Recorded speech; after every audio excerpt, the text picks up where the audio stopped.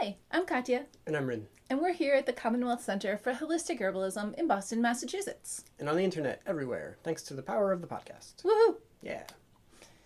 All right, well, today I am pretty excited to talk about obesity and weight management. But we want to just talk a little bit about this series first. Today's episode is part 4 in a series of strategies for safely improving some of the most common health concerns, especially in underserved areas. Yeah. And the purpose of this series is to offer community herbal information in an accessible and inclusive way so that people can take action to support their own health. You know, in many parts of our country, there simply isn't accessible medical care available. Or in other cases, there is, but it's so understaffed that it's difficult to get quality care.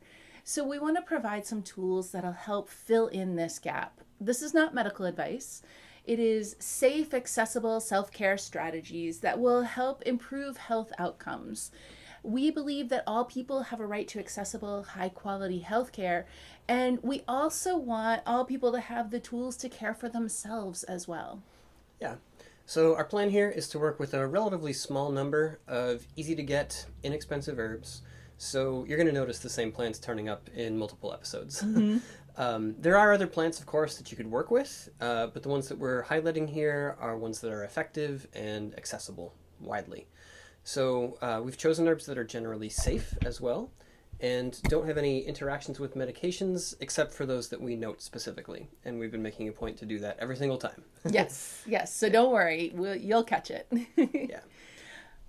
Okay. Yeah. And also, a printable version of this is going to be available at the end of the series, along with some information about getting started with your own community health collectives. So we're making all of this available free to everybody because we want everyone to know this stuff and to have these skills. And so if you want to support this work, then you can find out more at commonwealthherbs.com/mutual aid. All right.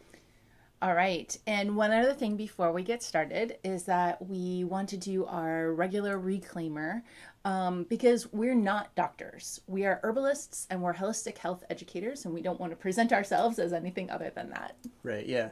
The ideas we discuss in our podcasts do not constitute medical advice. No state or federal authority licenses herbalists in the United States, and these discussions are for educational purposes. Everyone's body is different, so the things that we're talking about may or may not apply directly for you, but they will give you some good information to think about and some ideas to research a bit further.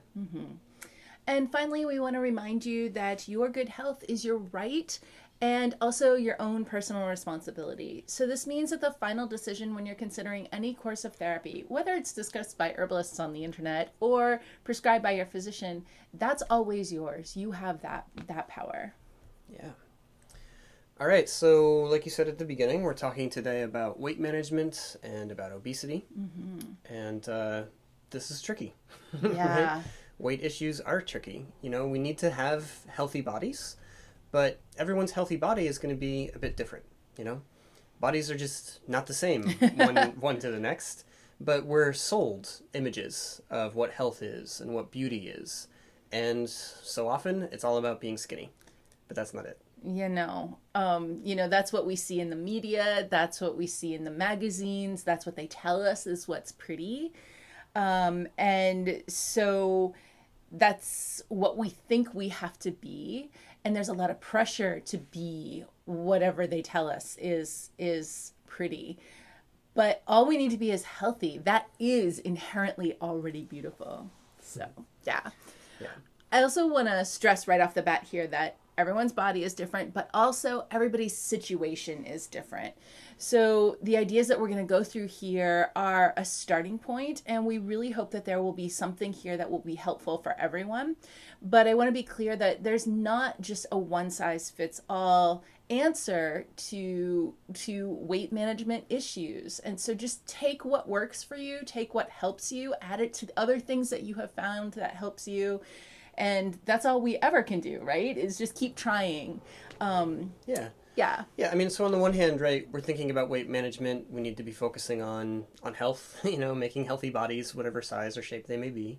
But on the other hand, it's important to acknowledge the reality that there's so much pressure to have a body that looks a certain way.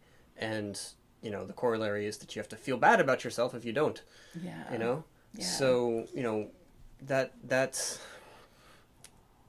gets us into a lot of trouble. Yeah. Honestly, I find that if I am focused on being healthy, if that's my goal, then I feel better about how I look. But if I'm focused on how I look, then I feel bad about myself. The reality is that for me personally, my body is never going to look like what I think I should look like, or what I think is pretty, or what I was raised to believe is pretty. It's impossible because I'm way too tall, right? Where I grew up, what I was told was beautiful was to be small and delicate and breakable, and that was like the ideal image of beauty for a woman in the sort of cultural area where I grew up. And that's already impossible because I'm really tall. So like I already can't be there. And even growing up, people were like, oh, well, I guess you can play basketball. Like just as a kid, like already that was the only use that was left for me, was like, well, I guess with that body, you could probably play basketball. That's all. And also I'm terrible at basketball. I can't do it to save my life.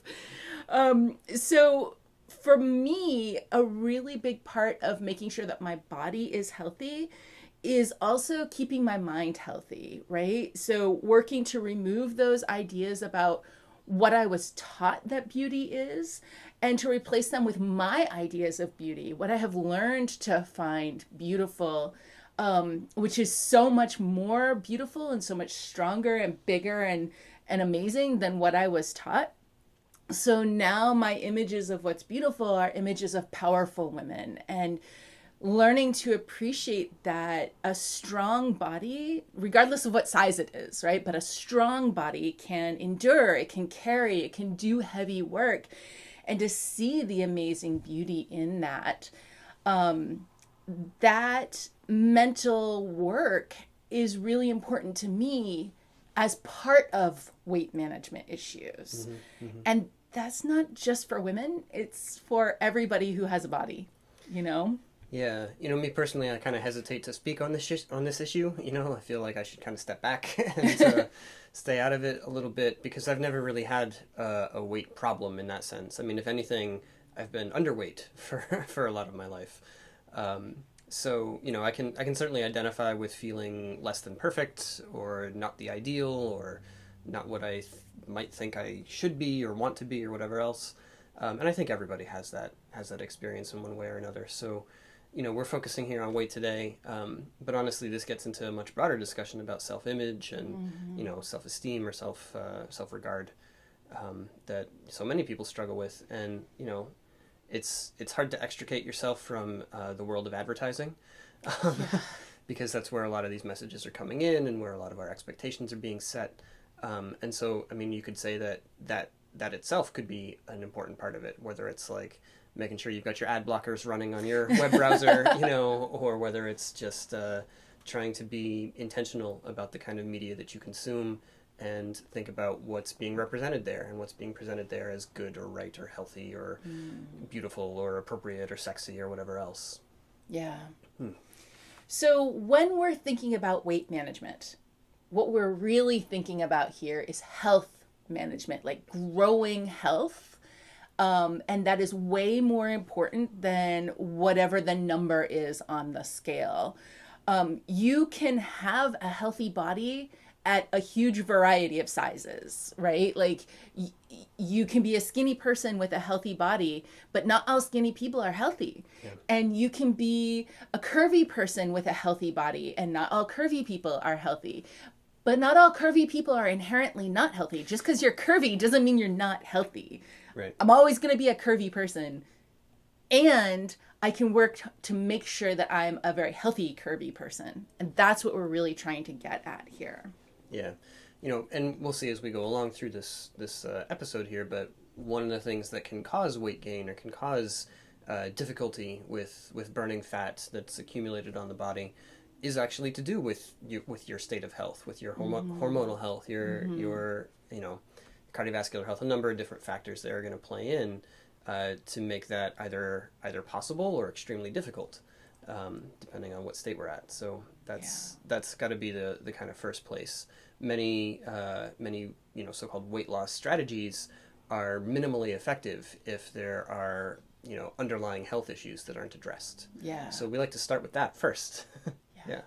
Yeah, just really getting healthy, getting stronger, having resilience. And resilience to me means that your body can adapt when it needs to, and that you can handle most of what life throws at you, right? Like, obviously, there's always going to be something that's a big challenge that maybe is going to trip us up. But resilience is that, but for the most part, if today I need to run around like a crazy person, I can do it. And if tomorrow I need to pick up some stuff, I can do it, and so that is what we're really going for, that you can be mostly comfortable, mostly not feeling pain, and mostly you can do the things that you need to get done in a day. Yeah. So we're going to cover this material in 3 sections. First, we're going to talk a little bit about why it's hard to lose weight, and why sometimes even when you're eating less and exercising more, it just doesn't seem to work the way that you thought it might. Then after that, we're going to talk a little bit about food choices. It can be really hard to know which foods to choose in order to lose weight. So we're going to give some ideas there, some guidance on that. And we're going to talk a little bit about movement and exercise and how to make that be more effective in this goal. And then finally, we're going to talk about herbs, right? So, if you already feel like you know the other stuff, if you've heard it a million times, you've already got that kind of thing nailed down pretty good, then feel free to skip ahead, towards the discussion of herbs that'll come in the latter part. So first, about why losing weight can be so difficult, right? So maybe you've been to the doctor, maybe they say that you need to lose weight, or maybe you just feel that in your body. You feel some extra pain in your knees when you walk, or pain in your legs. And that in and of itself is fine, but then maybe you're working out, maybe you're trying to exercise more, maybe you're eating better, and you feel like it isn't working. The number on the scale isn't changing, but also it feels like your body isn't changing either. And it's not always the number on the scale, right? Sometimes as you lose fat, like burn fat but build muscle, that you don't see that on the scale because you're making a conversion, but you do see it in your body.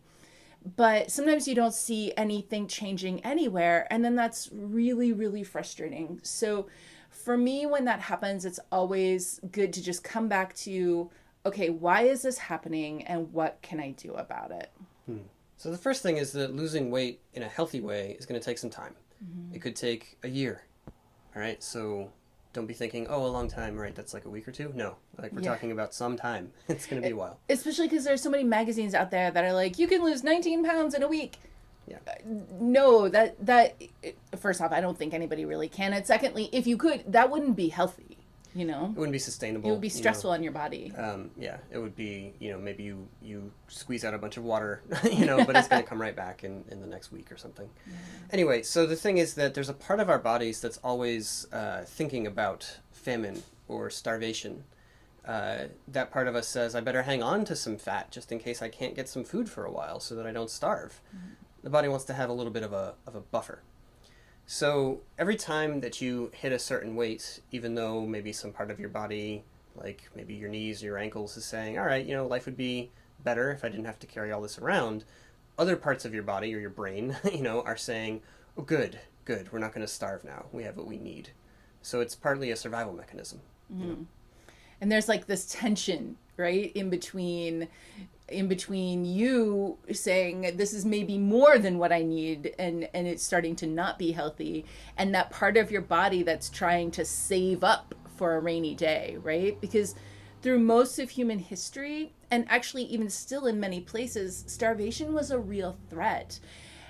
Basically all of the time, right? Because getting enough calories in the day was actually difficult. So our bodies have this system in place to help us survive. And part of that system is that it is actually much easier to gain weight than it is to lose weight, right? Because your body is kind of protecting it. Once you gain some weight, your body says, okay, I have this, I'm saving it for later. And not only that, but actually I kind of want to grow this. I want to keep my stash because I know that trouble is coming. It used to be that we would have these cycles of abundance and then not a lot of food available. So it wasn't unhealthy to save some fat. In fact, it was important, just like the squirrels or, Sure. creatures, little furry creatures outside who are storing up fat for the winter. Human bodies worked the same way, actually. So when we think about like, well, why would my body want to have fat? That's part of the story, is that we're programmed sort of in genetically to be in these cycles of there's a lot of food now, but there's not going to be much food later, so I better save up. And even aside from that, in an ancestral environment, food was hard to get. You had to spend a lot of physical energy to get it. And then even once you had it, you still had to spend a lot of energy to turn it into something that you really wanted to eat. Yeah. Right?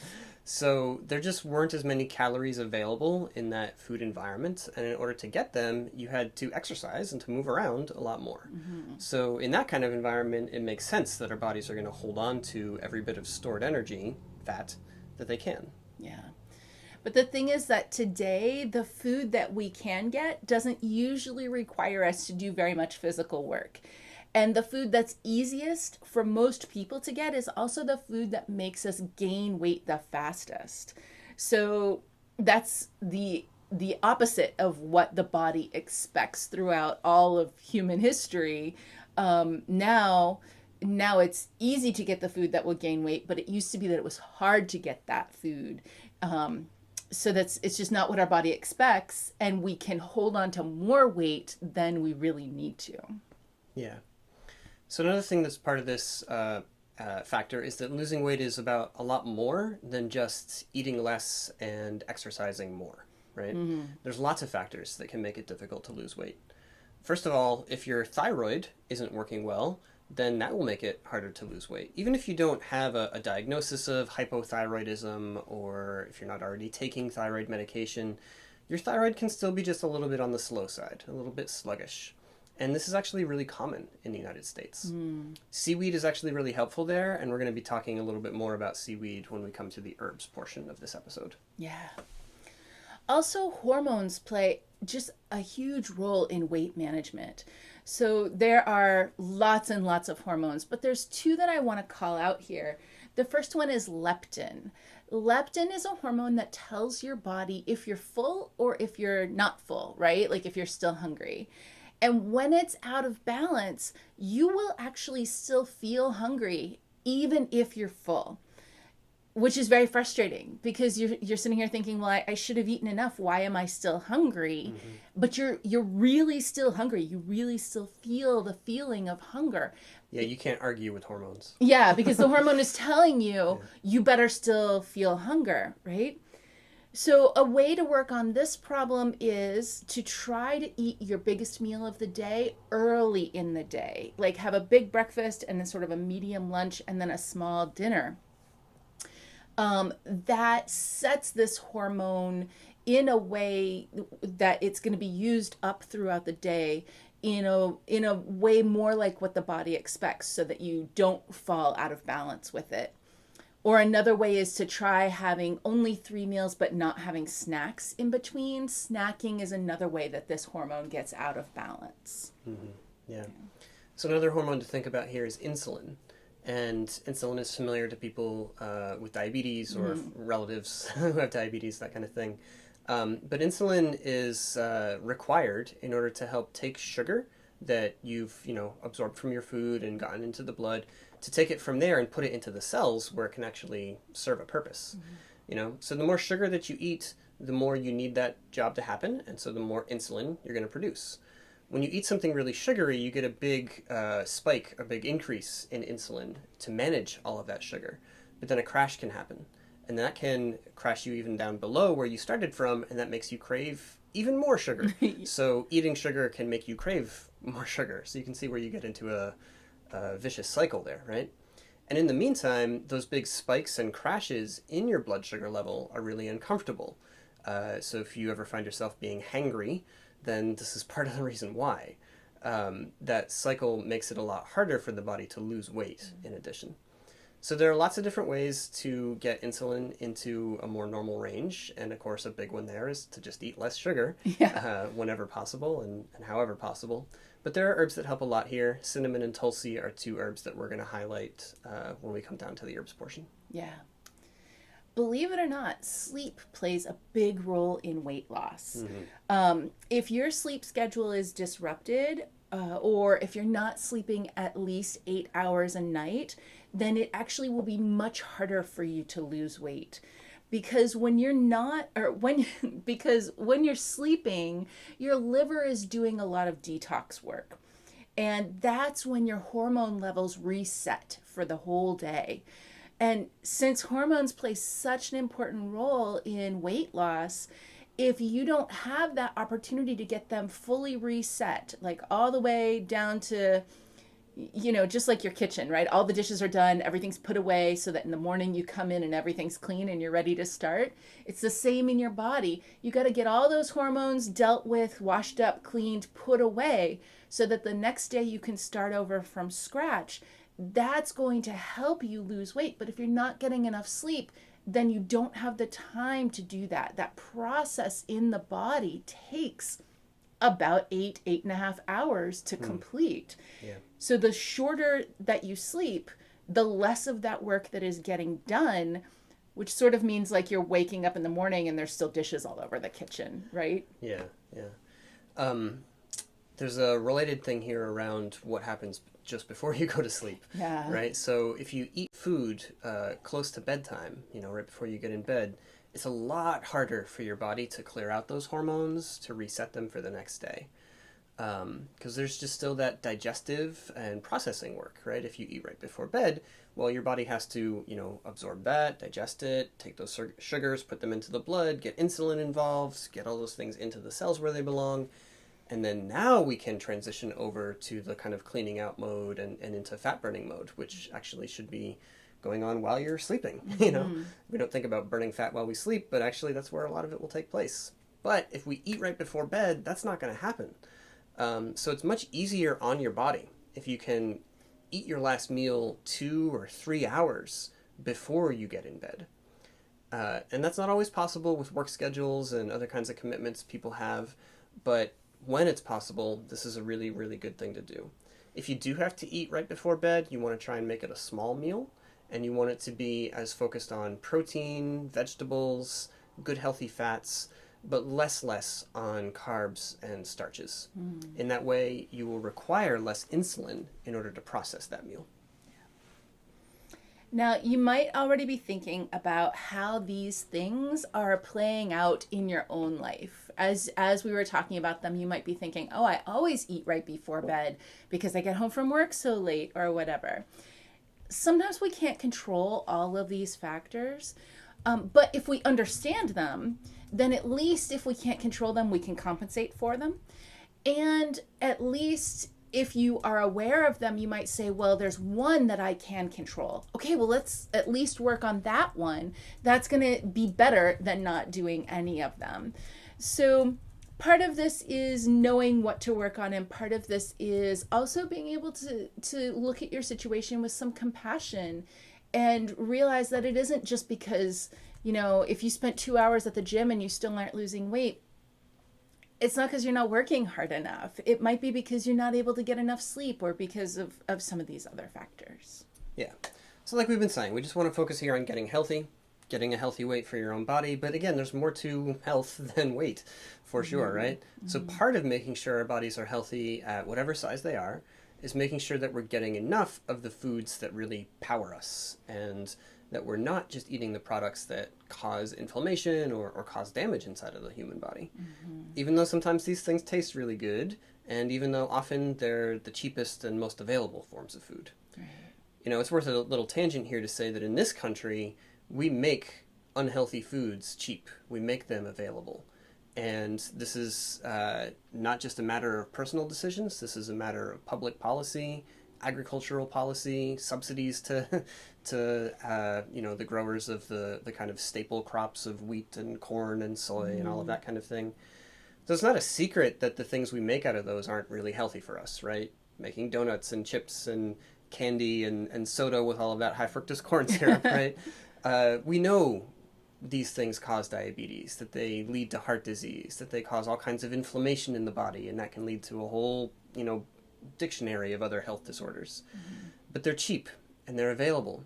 And the foods that do keep us healthy, like vegetables and low-sugar fruits and meat that was raised in a healthy and respectful way, and healthy fats that came from that animal or came from other kinds of plants maybe that have healthy fats in them, those foods, they can be expensive, and they're not available to everybody.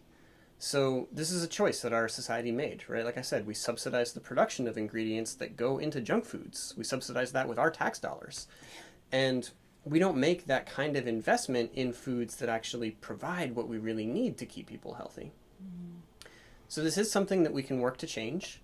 You can start anywhere. You can start by calling your representatives and your senators and getting informed about agricultural policy and, advocating for change there. And that matters, right? But you can also start on a more local level. Yeah. For example, here in Massachusetts, you can use SNAP dollars at farmers markets 2 for 1, which means that you have like way more buying power if you can get to a farmer's market. And other states do this too. Oregon, Utah, Washington states, a lot of other states. So you can Google SNAP match and your state name to see if this is available where you are. And if your state doesn't have this, then that's one place you can start to help make healthy food more available. And then, of course, volunteering for your local farmers market or advocating for more local farmers markets or farmers markets in your part of where you live. Maybe they're available in some parts of your town or city, but not in other parts. So advocating for them in places that are more convenient can also be really good. Even organizing within your community or your group of friends or in your family so that one person who is available to can go to the farmer's market for everybody and because they're not always at convenient times with your work schedule. But if we find one person who is able to go and they have like a list for everybody, then that's another way that we can work to make more healthy food available in our communities. Like, you don't always have to do everything for yourself. You don't always have to do everything alone. We can work together to pool our resources so that we can do this better. Right on. Also, while we're on the topic of farmers markets, a lot of times right before the end of the market, they don't want to take produce home with them. And so right before the end of the market, you can often make a deal and get a better price on whatever they have left over. And that might mean that you have to be a little more flexible about what you're choosing. Maybe beets aren't your favorite, but that's what they have available. Okay. But that is a time when you can get a better price as well.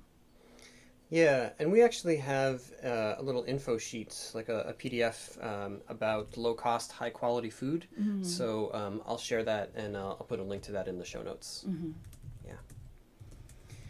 All right. So we want to get the foods that power healthy bodies and build health and resilience, foods that fight inflammation, and foods that fight things like diabetes and heart disease. So what are these foods? Vegetables. Yeah, vegetables. To start off with. We're not vegetarians, but we do like vegetables. Yes. Right. So with veggies, you want to choose the brightest colors that you can.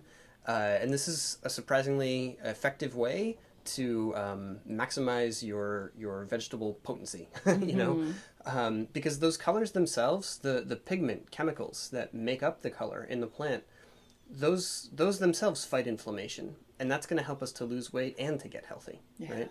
So think about colorful foods, right? Beets, really nice greens, whether it's like kale or collards or, spinach, whatever you like. Right.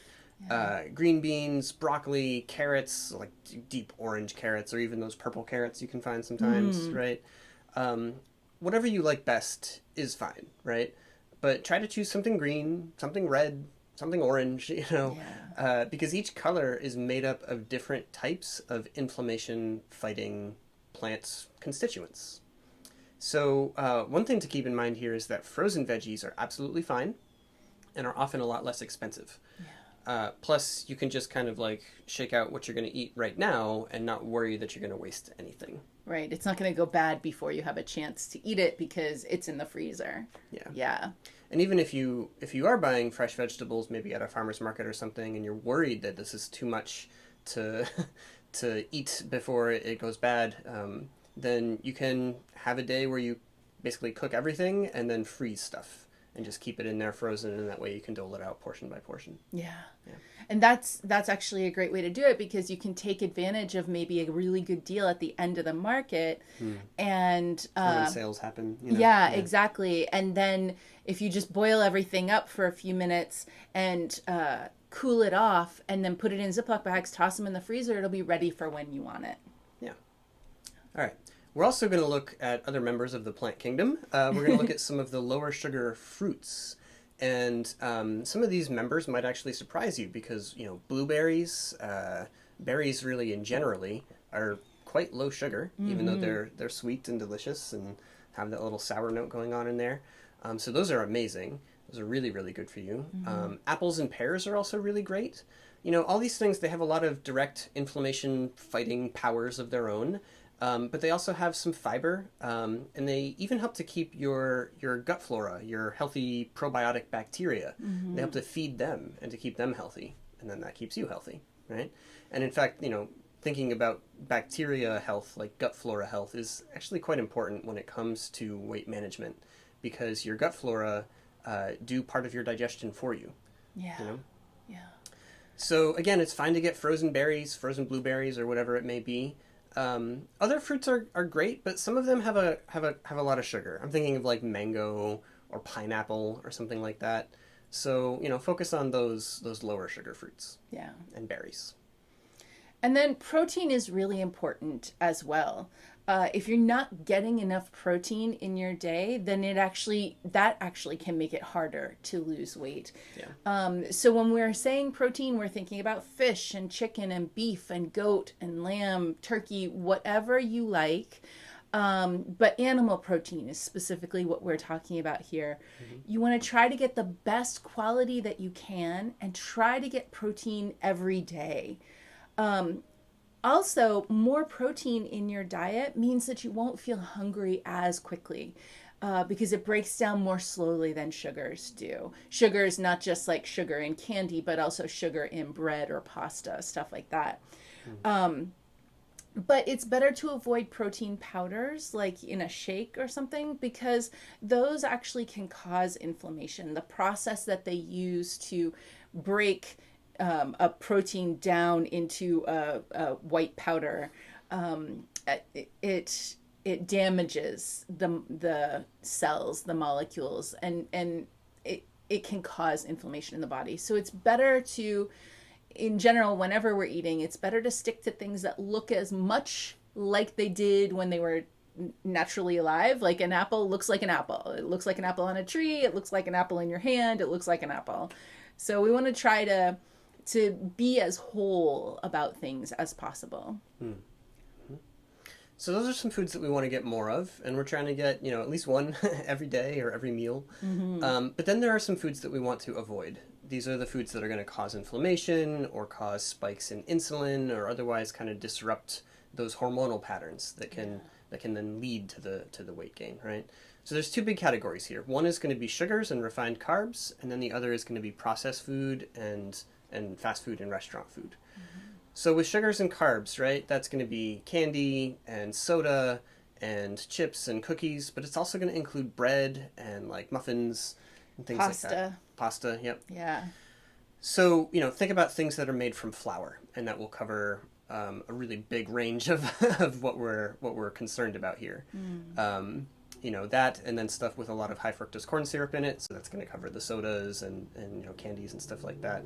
If you think about that, like flour and then stuff with high fructose corn syrup in it or lots of added sugars, that's going to be what we're talking about. So if you can avoid these as much as possible, you're gonna just automatically be reducing both your level of systemic inflammation and also the amount of insulin that your body is producing in a day. And then that will reduce your risk of diabetes, your risk of heart disease. Honestly, it will reduce your risk of cancer. Like a whole range of things are tamped down that way. Plus, it will also be reducing the kinds of material, the sugars, the simple carbs.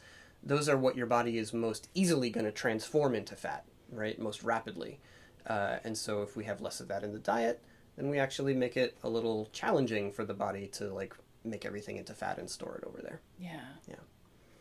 So when we're thinking about processed food and fast food or restaurant food, these foods are usually made with ingredients that are going to cause more inflammation than they do fight it.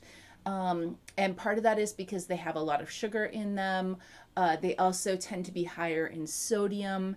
They have other foods like certain oils that can cause inflammation. So there's a lot of different factors in processed foods, fast foods, and even restaurant foods that are sort of working against your efforts to lose weight.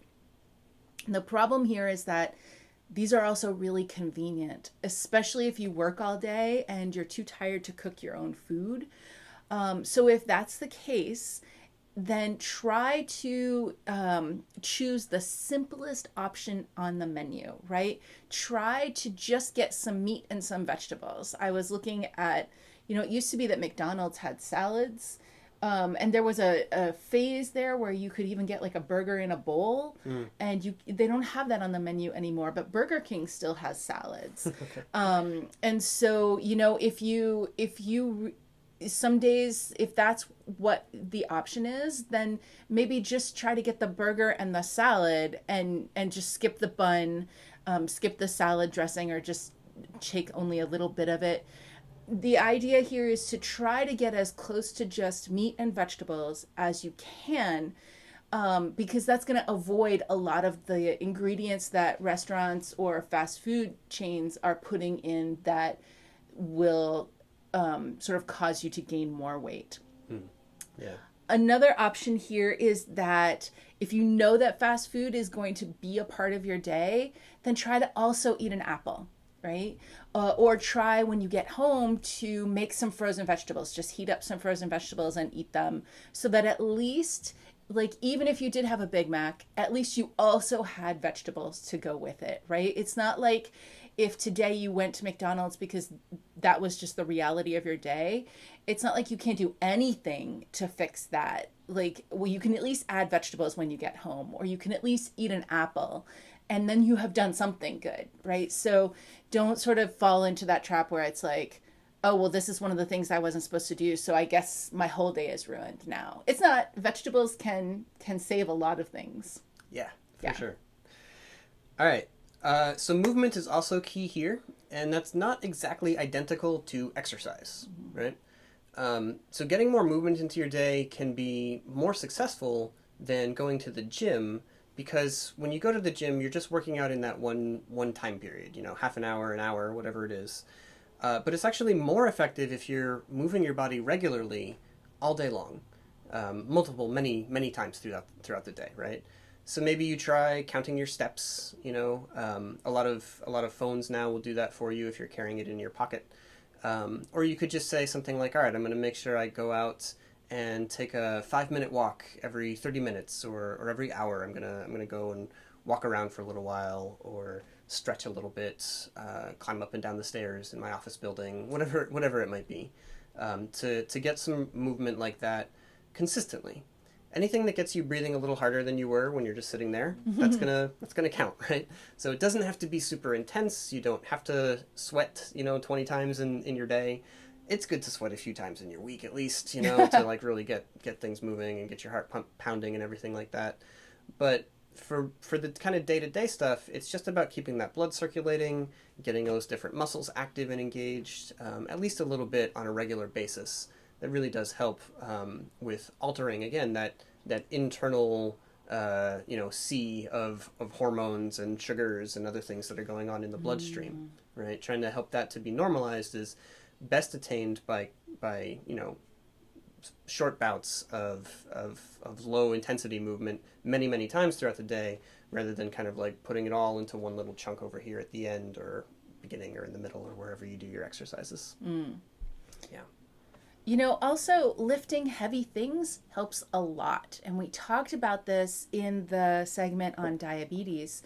But the more that you pick up heavy things, the more that you are enabling your muscle to suck sugar right out of your bloodstream with no insulin required. So this is going to help with the hormonal challenges in losing weight. But it doesn't have to be weights at the gym. And there's no particular amount of weight, just whatever feels a little bit heavy to you. So that might be your child, that you just pick your kid up a couple of times, or it might be a can of soup, or it might be a big bag of laundry. Whatever is the right weight for you to start with so that it feels a little bit heavy. You can feel in your muscle that you did something, but not so heavy that you're going to hurt yourself. So whatever that is, just pick something up multiple times a day, like in the morning, pick it up 5 times or 10 times. And in the afternoon, kind of like maybe you can even do it every time you eat, whatever is convenient for you. But if you just a few times throughout the day, pick up something heavy, that is actually changing the way that your hormones work so that it makes it easier for you to lose weight. Mm-hmm. All right, let's talk about some herbs. So yes. We're going to talk about 2 big categories of herbs to help you out with this. First are going to be herbs that help on a hormonal level, and a big part of our interest there is in curbing cravings. Yeah. So first one here is going to be cinnamon. Cinnamon is one of our favorite herbs to help out with weight management, and also insulin resistance and some of the other issues that can underlie this problem. And cinnamon is great here because it helps in a lot of different ways. So first of all, cinnamon can help to control your sugar cravings. Cinnamon itself is already pretty sweet, so if you're craving something sweet, then you could have a little bit of cinnamon, stir some cinnamon into your tea or something you're drinking, and get a little bit of that experience. That would do some work. But there's a little bit more to it, actually. Sometimes sugar cravings actually come from those spikes and crashes in your insulin and in your blood sugar that we were describing earlier. And cinnamon can help you out there. Cinnamon helps your body to regulate its blood sugar more efficiently so that it's not peaking up really high and crashing down real low. It's staying in a more controlled range. And so that way you don't experience those big spikes and crashes so much. Mm-hmm. In fact, it's actually so good at this that if you're already taking medication for diabetes and you want to start working with cinnamon every day, then you're going to need to make sure that you test your blood sugar levels many times per day, because you might need to make an adjustment to your medication. Right. So if you're taking metformin or a tablet, maybe just testing in the morning will be sufficient. But if you're taking injected insulin, then make sure that you test regularly, because cinnamon's really good at improving your ability to regulate blood sugar. Yeah. But it also has really strong anti-inflammatory actions. And again, because inflammation can make weight loss so much more difficult, cinnamon is helping you to lose weight by reducing inflammation, but also it's just helping you to be healthier, because that inflammation is causing all kinds of problems in the body. That's what gets you down that track towards heart disease. That's what gets you down the track towards diabetes. So whether your goal is to lose actual weight or just to have a healthier body, cinnamon is going to help. Plus, it tastes good. Yeah, right. Yeah. It also helps you to digest your food and to relieve some tension that may be present in the digestive tract itself. And so those are some really nice side benefits that come along with the work that cinnamon can do for you. Yeah. In terms of dose, we're looking at about 1 to 2 teaspoons of cinnamon powder per day. And you can, like I said, you could just have a little cup of tea and just stir the cinnamon powder right into there, drink it all down. That's totally fine. If the little bit of grittiness there doesn't bother you, you could even just have a small cup of water and put a little cinnamon powder into there and slug it right back. That's fine. I suppose you could just eat the powder, but it might make you sneeze, and then people on the internet will make videos of you, and it will be the cinnamon challenge, and, but anyway, you can take it like that. We don't really love capsules. A teaspoon isn't too much. It'd probably be, 3 or 4? I think 2 capsules twice a day. If you were to make it. You know what, though? with cinnamon, I don't even worry about the powder. I just take cinnamon chips, or if you have cinnamon sticks, break them up with a hammer. I just take a spoonful or two spoonfuls of those, put them in a quart-sized jar, put in some water. You can make a hot infusion, and then you'll get more of the spicy flavor. Or you can do it with room temperature water and leave it for several hours, and then you'll get more of the sweet flavor.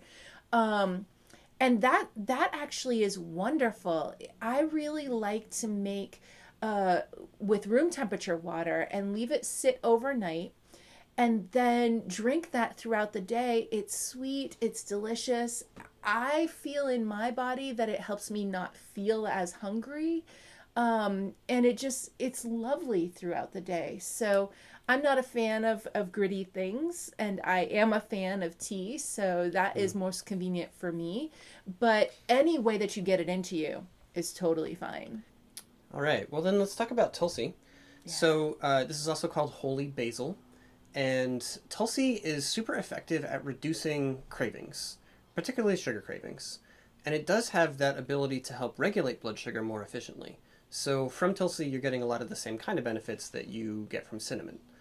But Tulsi also has a mental health component to it. Tulsi helps to improve the way your body handles stress, and it helps with regulation of a hormone that's involved in the stress response called cortisol. And that's really important because when your cortisol levels get too high, it makes it much harder to lose weight, because cortisol, when it's elevated, is going to cause more sugar to come out into the bloodstream and throw off your insulin levels and get you into this whole cycle again. So Tulsi can help out in that regard by reducing the stress response, reducing the amount of cortisol in the system, helping to normalize blood sugar, really in more than one way to serve as acting. Yeah. Also with that stress part, if you're anything like me, then stress makes you want to eat more. And that doesn't happen for all people, but it definitely happens for lots of people. And so working with Tulsi, an herb that can help manage your stress levels better in the body, right? Like stress might still be coming at you, but your body is better able to handle it, then that is going to help you reduce stress eating, right? Like if you're managing the stress that's coming at you more effectively, then you're less inclined to turn to food to try to manage those feelings of stress. So I feel really grateful that Tulsi can do this. Yeah. For dose with Tulsi, we're looking for about a quart of tea every day. And we usually make that with 3 to 4 tablespoons, heaping tablespoons of the herb, if you have it loose. If you're getting Tulsi from tea bags and you're making a quart at a time, I would want to have at least 4 tea bags in there. Yeah. Now, the other group of herbs that we want to talk about here are herbs that help improve nutrition, even if you didn't get around to having vegetables today, even if the food that you had available to you today was not the best quality. These are herbs that can help to sort of plug up those gaps, fill in those gaps. And because of that, they're able to help your body grow healthier. They're able to help you fight inflammation.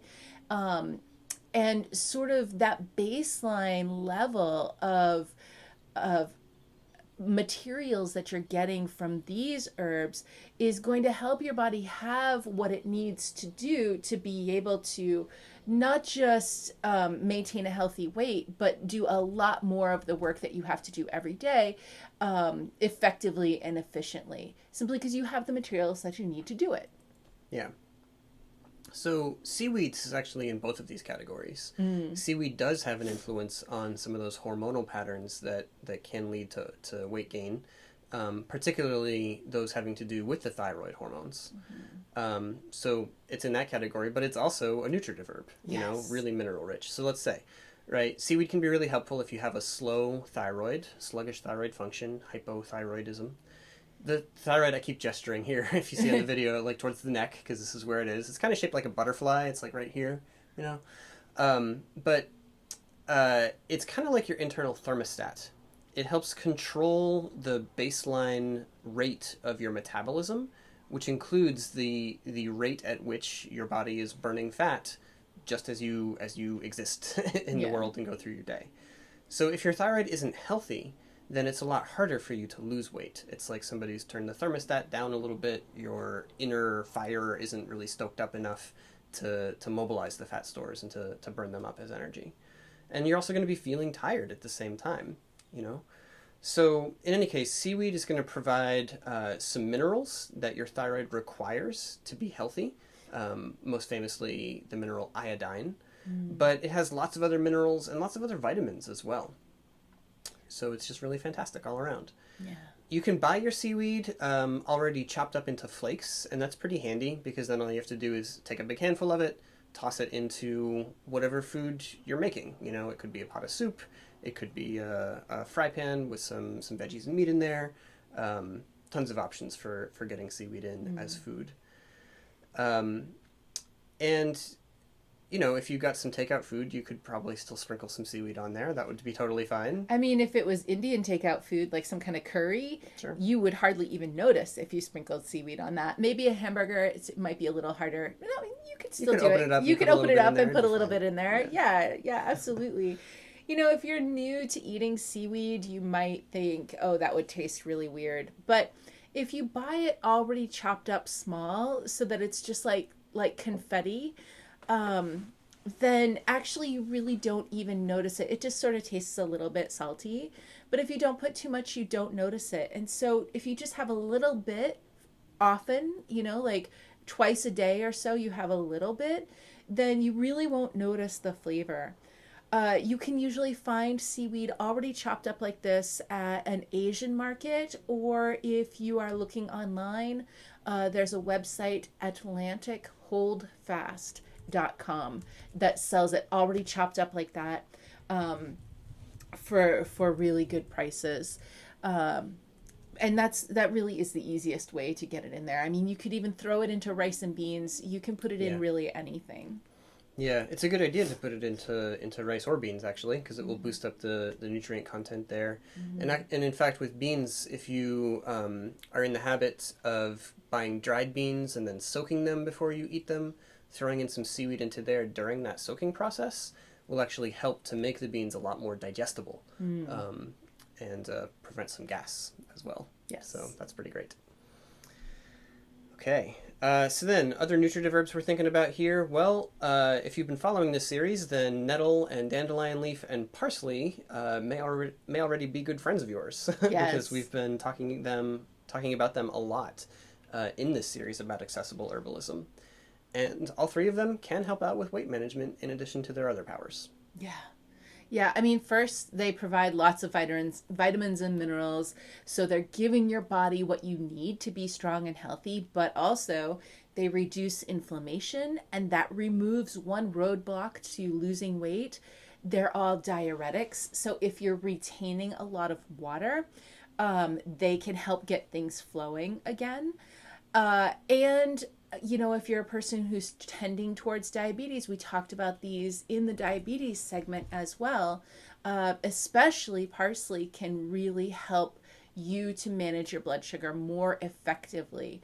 And so if you want to work with parsley and you're taking diabetes medication, then do make sure to test your blood levels, because if your blood glucose levels are coming down, then you may need to change your medication dose. So make sure to check with your doctor if that happens. Yeah. These herbs, you can eat them. You can just chop them right up and eat them. And if you're going to do that, you're going to look at the kind of fresh chopped leaves and trying to eat like a quarter cup to a half a cup per day. That'll be a good sufficient dose there. You can also make tea. And again, we're looking at like a quart of tea per day or more, made strong, right? 3 or 4 tablespoons of the herbs into there. Dried herbs is what we're thinking of in that case. Yeah, you can do it with fresh herbs if you want to, but if I have fresh, I usually just eat them. Yeah, I mean, if I've got fresh dandelion greens, that's going to be salad today. Yeah, that's what's up. Yeah. Cool. All right, good friends. So just to wrap up here, right, we focus first on getting healthy, right? Yeah. Reducing inflammation, moving around more physically, right? Shifting to foods that are more supportive to the body, that are healthier for the body. If we do those things first, then it's going to be a lot easier to get the body to a healthy weight. Some of it will happen in the course of those diet and lifestyle changes as your body adapts to them and kind of like establishes a new normal. But even if that phase isn't, big and obvious, it does make the next steps that you're going to take a lot easier. Mm-hmm. Yeah. And again, you don't have to be skinny to be healthy, right? So focusing on building a healthy body instead of thinking about fitting your body into somebody else's idea of what is beautiful is healthier for your body and healthier for your mind too. So if we're really focused on getting our bodies healthy, getting ourselves a little stronger than we were before, getting some more vegetables into our lives, getting some tea into us every single day, that's going to make us healthier, and it is going to help us get to a healthy weight for whatever shape and size our own bodies are. So that's our strategy. Yeah. All right. Now, we did mention sleep as part of this process, mm-hmm. and I can't emphasize it enough. It's really, really critical. So next week, we're going to talk a bit more about herbs and some other strategies to help you to sleep better, mm-hmm. and to deal with things like insomnia or waking up in the middle of the night, all of those kind of sleep troubles. Yes. So until then, take care of each other, take care of yourselves, and drink some tea. And we'll see you next time. Bye-bye. Bye.